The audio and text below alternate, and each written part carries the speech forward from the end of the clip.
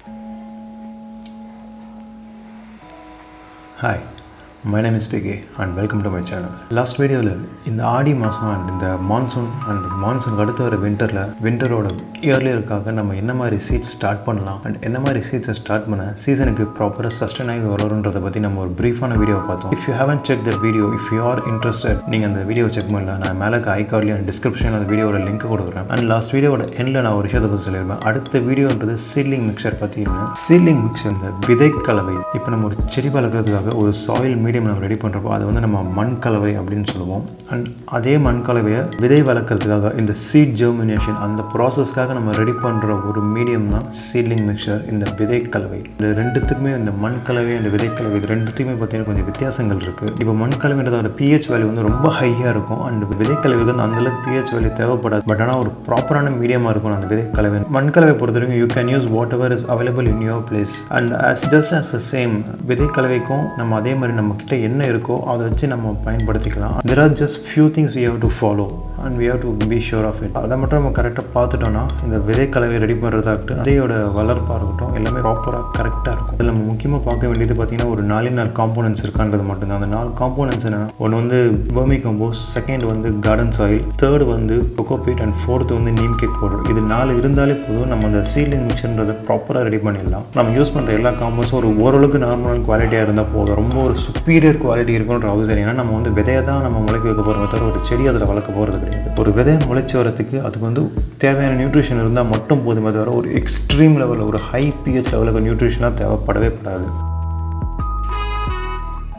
வந்து கோகோபீட் எதுக்குன்னா அந்த மண்ணில் இருக்க ஈரத்தன்மை வந்து அப்படியே மெயின்டைன் பண்ணணும்.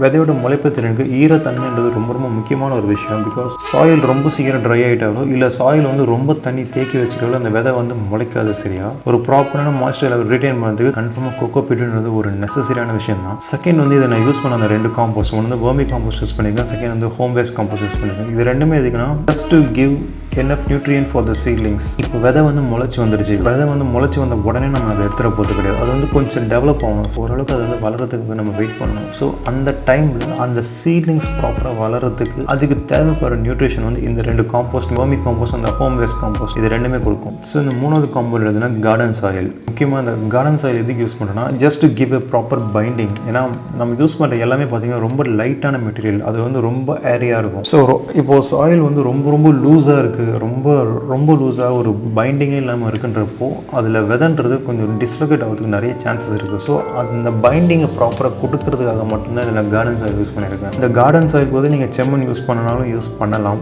ஆனால் அதோட குவான்டிட்டின்றது நீங்கள் கொஞ்சம் பார்த்து யூஸ் பண்ணுங்கள்.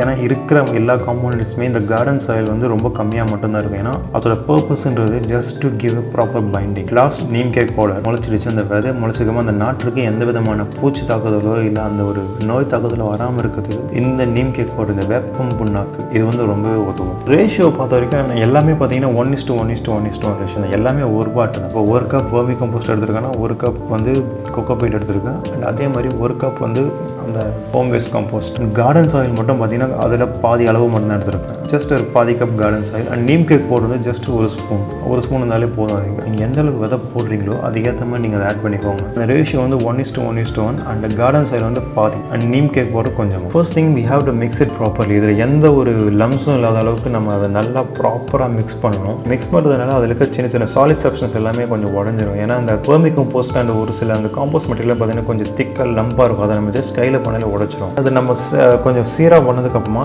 ஒரு சீட்லிங் ட்ரேயில் அதை வந்து ப்ராப்பராக ஸ்ப்ரெட் பண்ணணும் ஈவனாக.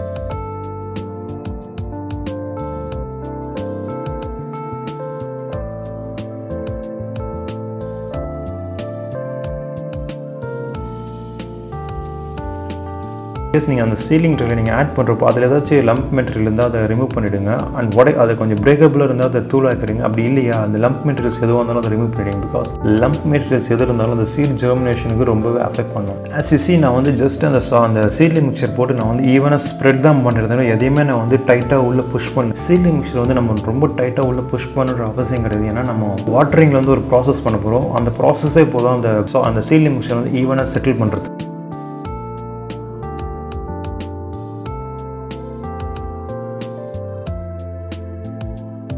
எப்போவுமே சீட்லிங் மிக்சர் நீங்கள் ரெடி பண்ணுறீங்கன்னா ஃபர்ஸ்ட்டு தண்ணி விட்டுட்டு அதுக்கப்புறம் தான் நீங்கள் விதையை போடணும். விதை போட்டதுக்குமா தண்ணி விடுறது ரொம்ப ஒரு டேஞ்சரான ஒரு மெத்தட் அது. ஆனால் சீட்லிங் மிக்சர் ரெடி பண்ணிட்டோடனே தண்ணி விடுறப்போ அது அந்த சீட்லிங் மிக்சருக்குள்ள சின்ன சின்ன ஏர் பபிள்ஸ், இந்த காட்டுத்துறை எதுவாக இருந்தாலும் அது வந்து ஈஸியாக அதை வந்து ரிமூவ் பண்ணிவிடும். செகண்ட் வந்து அந்த காம்போஸ்ட் வந்து நல்லா கொஞ்சம் ஆக்டிவேட் பண்ணுறது இந்த sense it helps to ஸ்டாச்சுரேட் the compost. ஸ்டாச்சுரேட் பண்ணுறப்போ அதில் குட்னஸ்ன்றது அந்த சீட்லிங் மிக்சர் ஈஸியாக ரிலீஸ் ஆக ஸ்டார்ட் பண்ணிடும். இப்போ நீங்கள் கொஞ்சம் தெளிவாக பார்த்தீங்கன்னா உங்களுக்கு புரியும் அந்த தண்ணி வந்து எவ்வளோ ஈஸியாக அப்சர்வ் ஆகுதுன்றது. அதுக்கு தான் அதில் வந்து கோகோபீட் அண்ட் காம்போஸ்ட் யூஸ் பண்ணுது. கோகோபீட்டோட முக்கியமான வேலையை தான் அதோட தேவையான மாய்ஸ்டர் மட்டும் தான் அப்சர்வ் பண்ணும். தேவையில்லாத மாய்ஸ்டர் எதோ வந்தாலும் அது கீழே வந்து ட்ரைனேஜ் வழியாக அது வந்து ஈஸியாக ரிலீஸ் பண்ணிடும். சீட்லிங் மிக்சர் நம்ம ரெடி பண்ணிட்டோம். ஓகே, அது ப்ராப்பராக இருக்கிறத நம்ம எப்படி தெரிஞ்சுக்கலாம்னா நம்ம கையில் எடுத்து நம்ம அதை கொஞ்சம் செக் பண்ணி நமக்கு அது ஈஸியாக தெரிஞ்சிடும். Take it in and it has to feel light. அது ஒரு ஹெவியாக ஒரு பெரிய அந்த கை ஃபுல்லாக மண் எடுக்கிற மாதிரி அவ்வளோக்கு வெயிட்டாக இல்லாமல் ஒரு மாதிரி லைட்டான மெட்டீரியலாக இருக்கணும். And second thing it has to hold it's moisture level. அதோட ஈரத்தன்மை வந்து நீங்கள் அந்த மண்ணை நீங்கள் புழியிறப்போ அதுக்கு தண்ணி வர வச்சு நம்ம தெரிஞ்சுக்கலாம் அது எந்த அளவுக்கு அதோட ஈரத்தன்மை உள்வாங்கி இருக்குன்னு. அந்த காய்கறி விதைகள் மட்டும் இப்போதைக்கு ஸ்டார்ட் பண்ண போகிறேன்.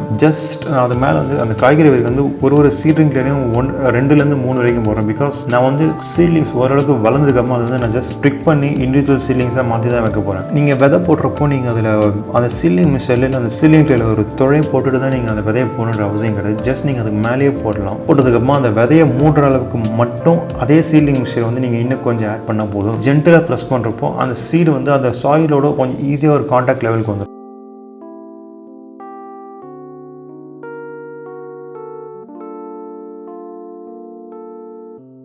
மேலே அந்த சீட்லிங் மிக்சர் போட்டு அந்த சீட்ஸை கவர் பண்ணதுக்குமா இன்னும் ஒரே ஒரு டைம் மட்டும் ரொம்ப ஜென்டலாக ரொம்ப கம்மியாக மட்டும் அதை நீங்கள் தண்ணி வந்து ஷவர் பண்ணுற மாதிரி விட்டால் போதும். நிறைய தண்ணி விடுற அவசியம் இல்லை. ஜஸ்ட் அந்த டாப் லேயர் ஆஃப் சாயில் வந்து கொஞ்சம் ஈரப்பதமாக வர வரைக்கும் நீங்கள் தண்ணி விட்டாலே போதும். விதை நீங்கள் ஜெர்மினேட் பண்ணுறப்போ நீங்கள் அது ஒரு ஃபுல் சன்னில் வைக்கணுன்ற அவசியம் கிடையாது. ஜஸ்ட் ஒரு நிழல் பகுதியில் வச்சாலே போதும். அது வந்து ஒரு எக்ஸ்ட்ரா ஒரு லேயர் ஆஃப் ப்ரொடெக்ஷனுக்காக ஒரு சின்னதாக ஒரு நெட் மாதிரி போட்டு மூடிருக்கேன். அண்ட் இது வந்து ஒரு நெசசரிலாம் கிடையாது. ஜஸ்ட் இது தேவைன்னா பண்ணிக்கலாம், அவ்வளோதான்.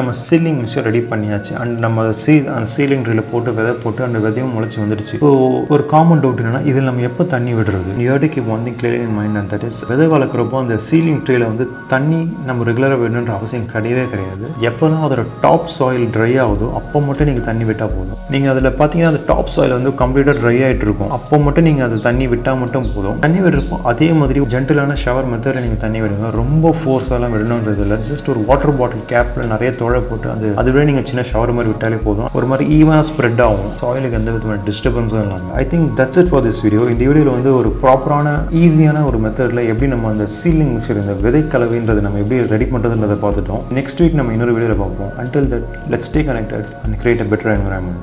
Thank you.